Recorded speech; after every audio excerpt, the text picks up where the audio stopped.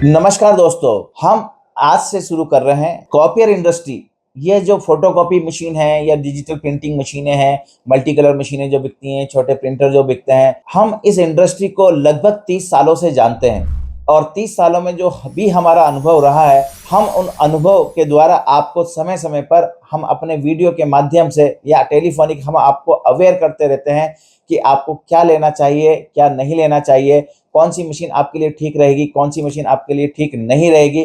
Colour machine यदि आप ले रहे हैं तो आपको किस ब्रांड में जाना चाहिए। अगर आप black and white photocopy machine खरीदते हैं तो आपको कौन से ब्रांड की आपको लेना चाहिए, किस मशीन के अंदर कंज्यूमेबल की कीमत कम होती है, किस मशीन में कंज्यूमेबल की लाइफ ज्यादा होती है, किस मशीन में प्रिंटिंग कॉस्ट कम आती है, वह सब हम आपको हमारे चैनल पर इतने सारे हमने वीडियो बनाए हुए हैं, उनके माध्यम से हम आपको समय समय पर देते रहें। आज हम जो है एक सीरीज के रूप में इन मशीनों के बारे में और इस कॉपियर इंडस्ट्री के बारे में पूरी तरह से जानेंगे। अगर आप वैसा देखना चाहते हैं तो हमने एक माइंड मेकअप किया हुआ है कि हम 30 दिन 30 वीडियो आपके लिए लेकर के आएंगे, जिसमें इस कॉपियर इंडस्ट्री का वह हर सच होगा जो आप जानना चाहते हैं या कहीं ना कहीं आपने सुना होगा या कहीं ना कहीं उससे आप रूबरू हुए होंगे। अब यह भी एक हो सकता है कि जो हम एक 30 वीडियो का एक पूरी सीरीज लेकर के आ रहे हैं, कभी किसी कारणवश आप पर डे ना देख पाए तो भी आप इस सीरीज के 30 वीडियो जरूर देखिएगा, ताकि आपको इस इंडस्ट्री का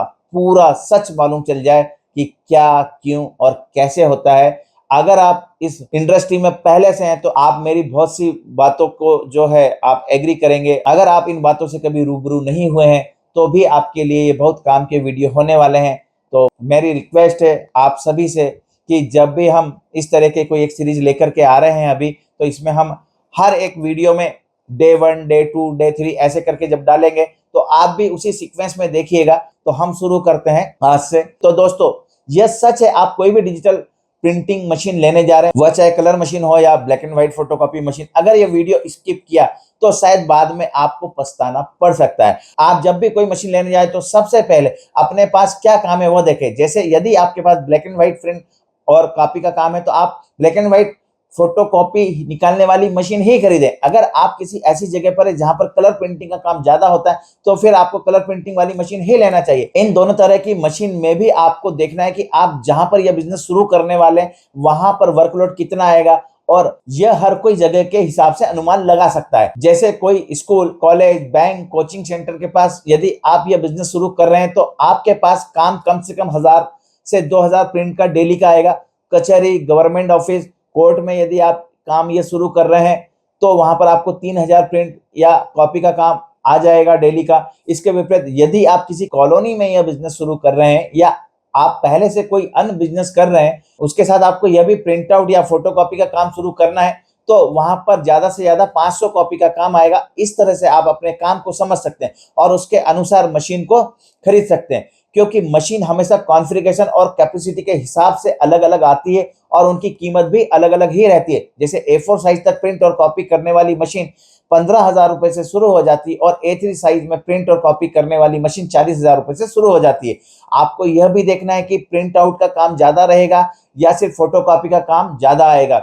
अब यदि आप कलर प्रिंटिंग का बिजनेस शुरू कर रहे हैं तो आपको यह भी देखना है कि कितने जीएसएम तक के पेपर में प्रिंट करने के लिए काम आएगा। प्रिंट आउट कितने रहेंगे दिन भर में। A3 पेपर 12-18 साइज या 13-19 साइज तक के लिए डिजिटल कलर मशीन अलग अलग आती है और इसकी कीमत में भी बहुत सा डिफरेंस रहता है। जैसे A3 साइज वाली मशीन 1,40,000 रुपए में शुरू हो जाती है और 13x19 साइज वाली मशीन 14 लाख रुपए से शुरू होती है। ये ब्रांड न्यू की हम बात कर रहे हैं। अब आप इनमें से कैसे और कौन सी मशीन लोगे, यह निर्णय आप अपने काम को समझकर ही ले सकते हैं। अब आपको जब यह समझ में आ गया है कि आपका काम क्या है तो आप फिर उसके अनुसार हर ब्रांड की मशीन के कॉन्फ़िगरेशन को लिख लो। जैसे मशीन की स्पीड, मशीन का डीपीआई, मशीन में कौन सा ड्राइवर है, पीसीएल, पीएस आदि, मशीन में कंप्यूटर कनेक्टिविटी के लिए कौन सा पोर्ट है, डायरेक्ट वाईफाई है या नहीं है, ऐसी वह सभी चीजें आप लिख लो जिसकी आपको जरूरत है। फिर आप सभी ब्रांड को कंपेयर करो और देखो कि किस ब्रांड में कंज्यूमेबल की लाइफ ज्यादा है, किस ब्रांड में मशीन की कीमत कम है, किस ब्रांड की मशीन में कॉस्टिंग कम आ रही है, उस ब्रांड के सब सामान आसानी से उपलब्ध हो रहे हैं या नहीं हो रहे हैं, किस डीलर की सर्विस अच्छी है, कौन सा डीलर आपके वहां तक सर्विस प्रोवाइड कर देगा जहां आप बिजनेस शुरू करने का सोच रहे हैं, उस डीलर की रेपो कैसी है, यह सब आपको देखना है। तो आपको मेरी बताई गई सभी बातों को ध्यान में रखकर ही मशीन खरीदना चाहिए, तभी आप सक्सेस हो सकते हैं। वरना गलत मशीन खरीदने से या गलत आदमी से मशीन खरीदने से आपको नुकसान ही होगा। पैसे का तो होगा ही होगा, समय भी खराब होगा और आपका विश्वास भी इस बिजनेस से उड़ जाएगा। आपने देखा होगा कि हर काम अलग अलग होता है, किसी एक मशीन से आप सभी तरह के काम नहीं कर सकते हैं। तो फिर क्यों ना हम पहले से अच्छी तरह समझ कर लें कि हमें क्या काम करना है, ब्लैक एंड व्हाइट प्रिंट का काम करना है या मल्टी कलर प्रिंटिंग का काम करना है।